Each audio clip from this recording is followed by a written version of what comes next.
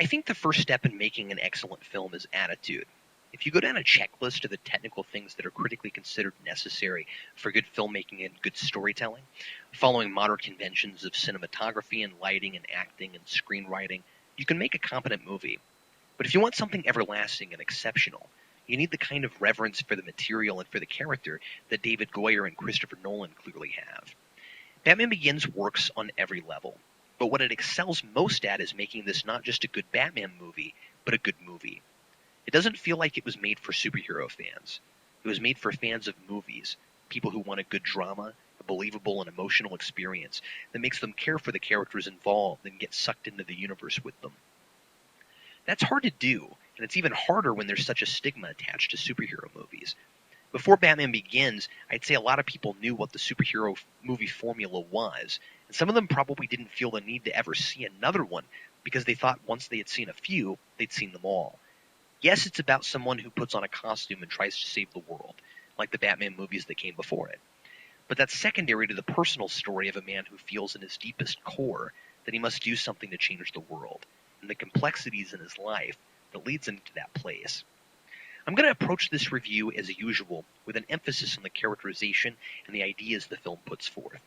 But I'd like to briefly tackle the movie against its source material, because it would be remiss not to mention that, given that this is not only a reboot, but it's the reboot that really started the recent boom of movie reboots. I would say it's a model that led to the reboots like James Bond, Star Trek, and future franchises like Spider-Man and Superman. I think Batman Begins is one of those movies that employs a lot of things that work better in practice than they do on paper, as opposed to what happens more often, something that's great conceptually, but not so good in execution. Some things just looked weird to me when I saw the advertising before the film was released, because I didn't see them in context. I was immediately against the Tumblr. Why is Batman driving around in a tank? How do Scarecrow and Ra's al Ghul fit together in the same movie? Isn't Batman Begins kind of a silly and obvious title? I couldn't understand why they wouldn't go with something like Batman Year One, until I realized the scope and time span of the film. All of these elements work great in the context of the movie. Batman has been around for more than 70 years, and with that comes a lot of different interpretations of the character. He's such a deep part of our culture now that most people have heard of him, and most people have their version of Batman. I really stand behind the idea that a well-made movie is still a well-made movie, regardless of what you like. I don't like Apocalypse Now. That is an incredibly difficult film for me to watch. But I understand why it's on the American Film Institute's top 100 movies of all time. I respect anyone who doesn't like the Christopher Nolan Batman because it isn't their Batman. Some people didn't want to see Batman's origin on film. Some prefer Batman to be a more mysterious character, kept in the shadows, an idea Tim Burton really founded his franchise on. Some people find it to be too serious and too brooding. Some people like a less realistic universe, where maybe Batman himself is kept serious, but he deals with threats that are more supernatural in origin. Still others, like myself, might appreciate more of an emphasis on the world's greatest detective idea. Here he seems to be less of a detective and more of a ninja. But whatever a viewer's taste, the movie was made with a lot of heart and soul, and it does an excellent job of exploring several aspects of a central theme while still telling a story about a character that is made very real and relatable. It isn't what every person wants in a Batman story, but that would be impossible.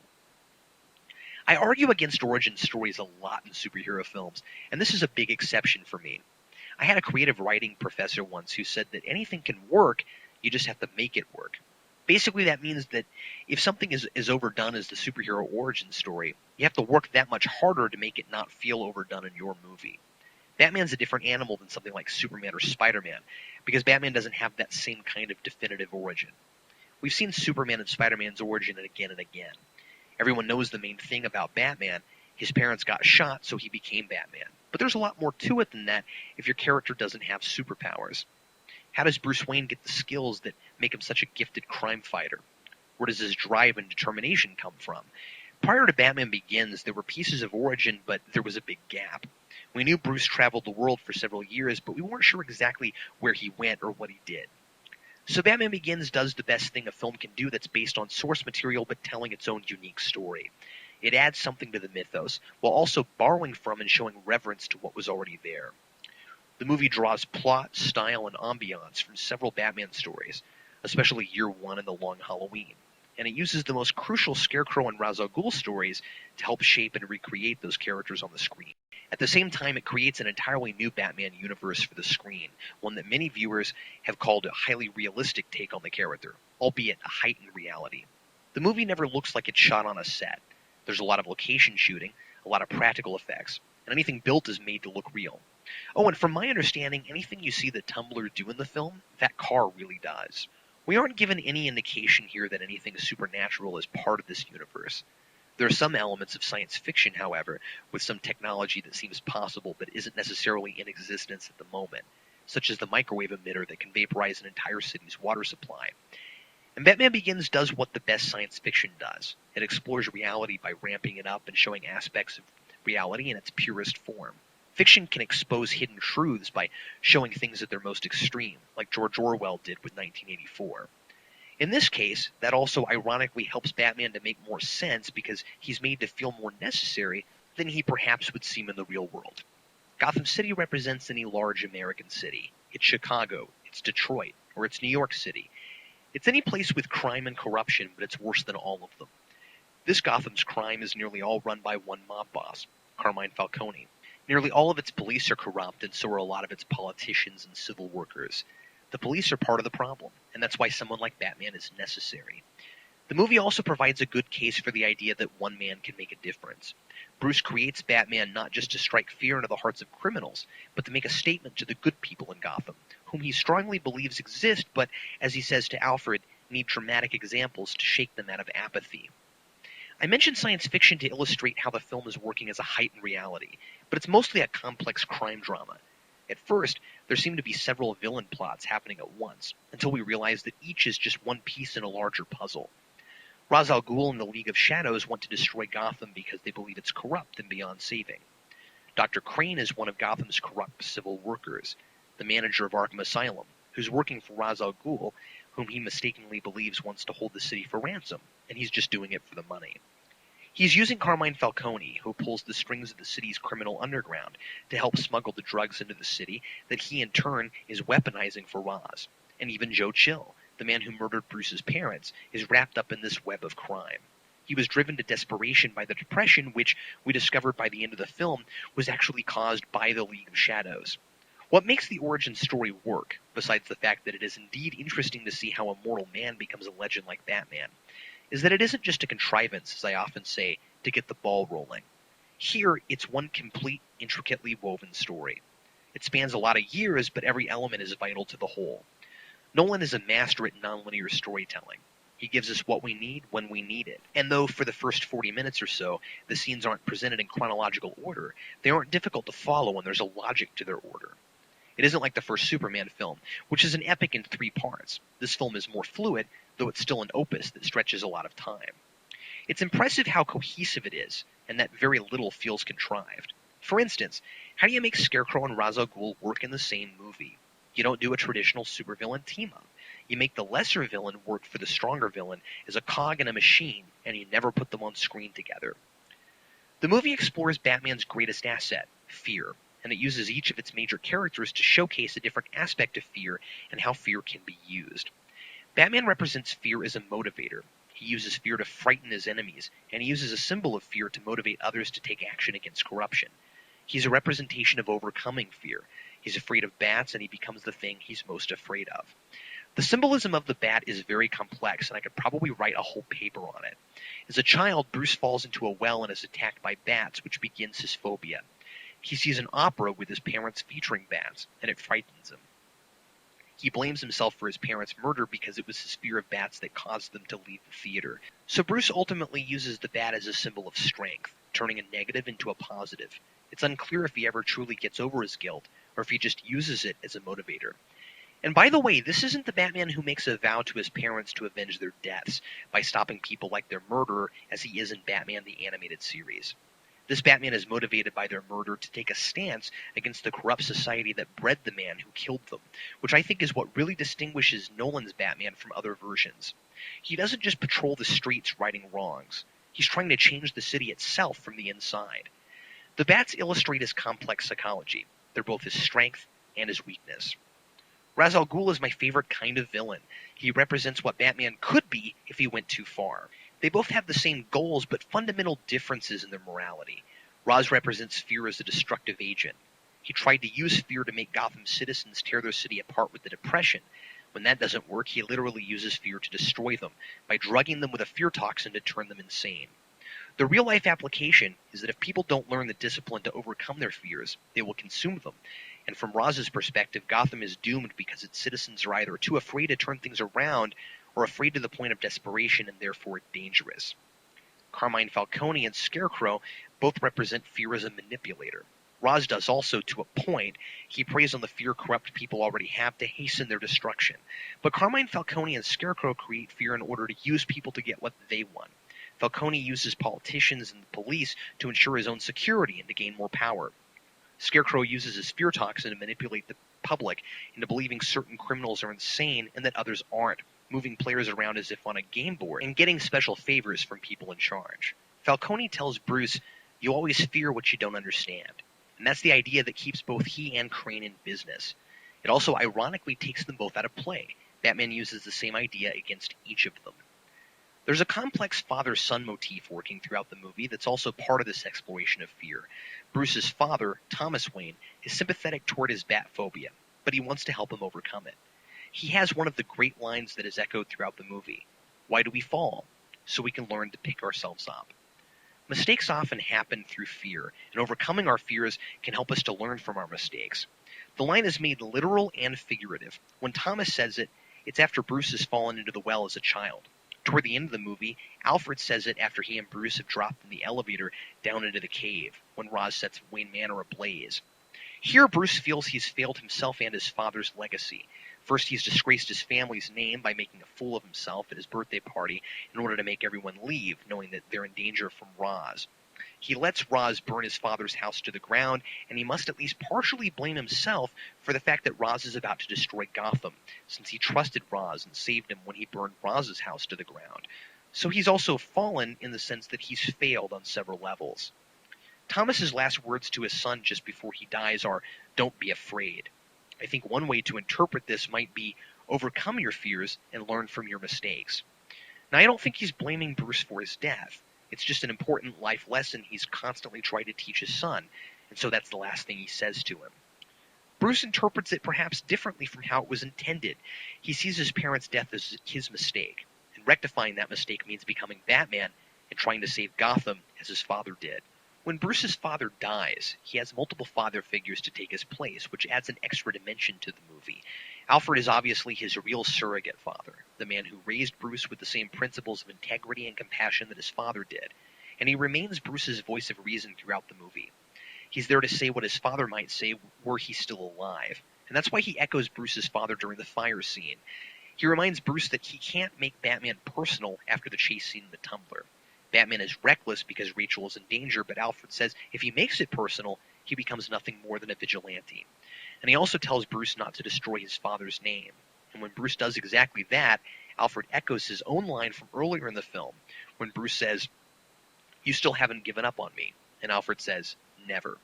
The principle is that no matter the mistake, a father never gives up on his child, and that's what makes Alfred the real father figure. But Ra's, in the guise of Descartes at the beginning of the film, wants to fulfill this role too. But rather than leading Bruce by a similar example to his father's as Alfred does, he tries to instill in him a different set of values.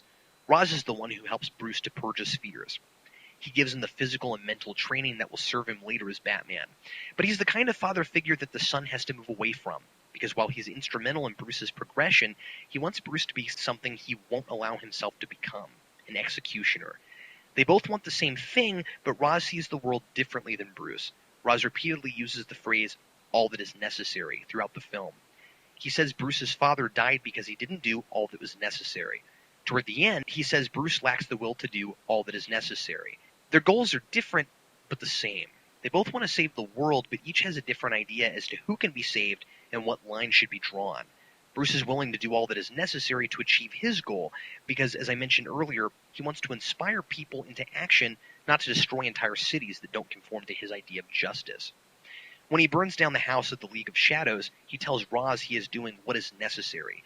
He's doing what he must to survive, and to use what he has learned to bring justice to the world, but not the way Roz would. It's a very profound moment when Roz echoes Bruce's father on the train and says, "Don't be afraid." Even now, in this fight to the death and with Gotham's destruction imminent, Roz sees himself as Bruce's father figure. And if Bruce interprets this the way I suggested earlier, if he's listening to his father's voice and not Roz's, he's hearing something different from the irony Roz intends as he's about to end the life of his greatest student. Don't be afraid. Overcome your fears. Learn from your mistakes. You've fallen. Now pick yourself up. Bruce learns from his mistakes, and he uses his surroundings on the train to his advantage just as Roz taught him. He gets the upper hand. And he says, "I'm not going to kill you, but I don't have to save you." Now this is a tough one, but it's consistent. It was hard for me to watch Batman refuse to save someone, but he has to learn from his mistakes. He has to do what is necessary. He saved this man, and he brought destruction to Gotham. If he takes Roz with him, he might start the whole thing all over again. I've wrestled with this question a lot. If Batman doesn't save Roz from certain doom, is it or is it not the same as killing him? I'm honestly not sure. But that's what makes this film so great. It can be viewed on a lot of levels. Was it a mistake for Bruce to leave Roz alive in the first place? Should he have saved him in the end on the principle that no one should be left to die? Is he no better than Roz because he ultimately succumbed to the ideal of the ends justifying the means? Or is this a rare exception where the lines are blurred and there is no right answer? The film leaves that up to the viewer. The movie does an excellent job of creating such a multi-layered character in Ra's al Ghul, especially considering how little overall screen time he has. He bookends the film and is missing through most of the middle section. And it's a great reveal when we find that Ducard was Ra's all along, and that the man who died in the fire on the mountain, who was dressed a lot more like the comic book Ra's, was actually a decoy. I've never seen a marketing campaign handled so well with something like this either. The first wave of action figures had Ra's al Ghul figures with Ken Watanabe's likeness, and only well after the movie's release were there figures called Ra's al Ghul that looked like Liam Neeson, and Ken Watanabe was featured a lot in the advertising.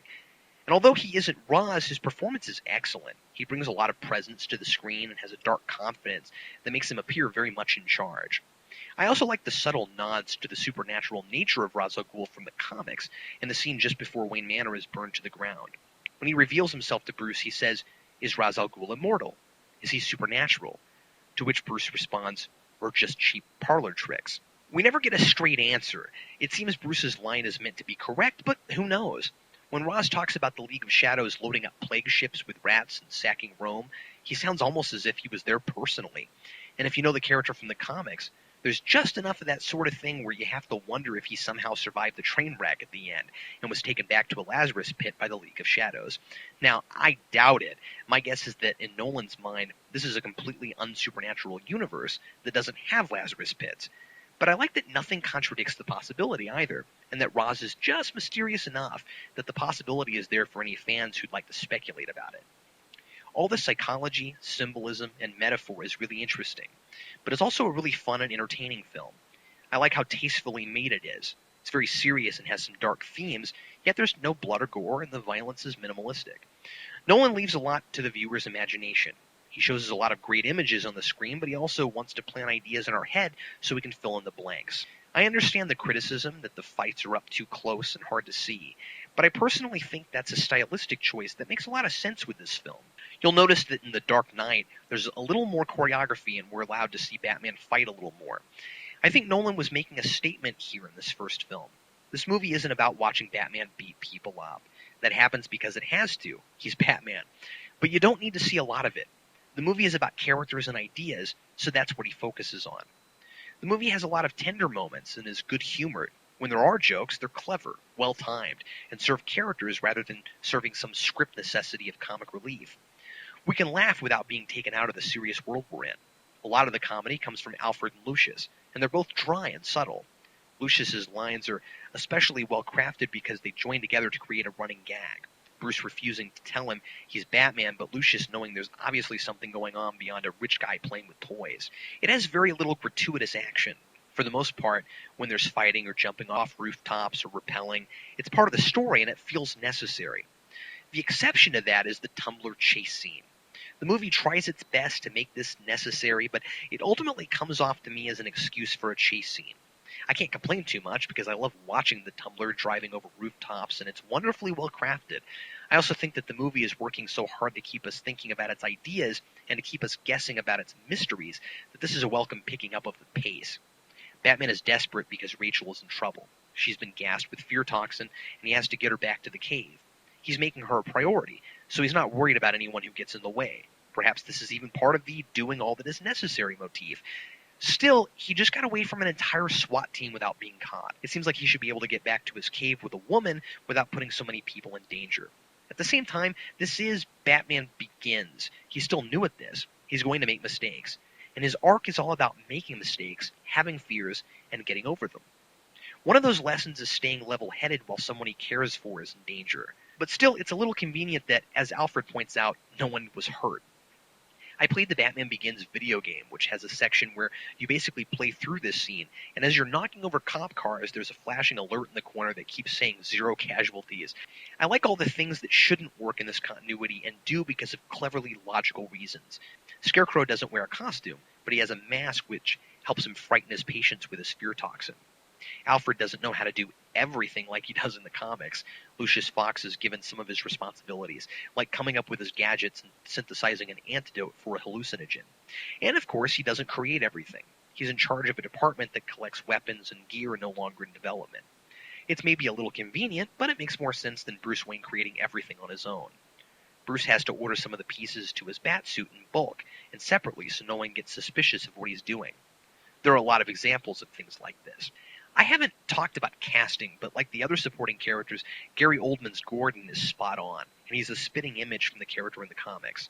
He's honest, he's likable, he's competent, but he's also in over his head, and he can't get anywhere on his own, wanting to fix the corrupt police department.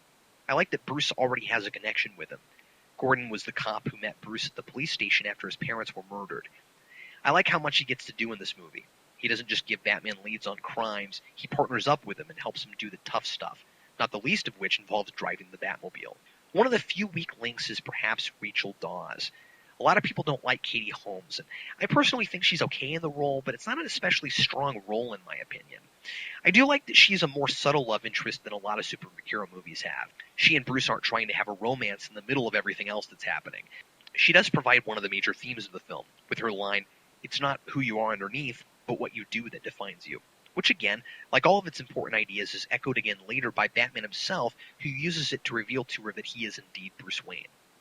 It's a good message, but it's also a good representation of the Batman character. The stuff Batman does that matters is as Batman, and as Rachel points out at the end, Bruce Wayne is the mask.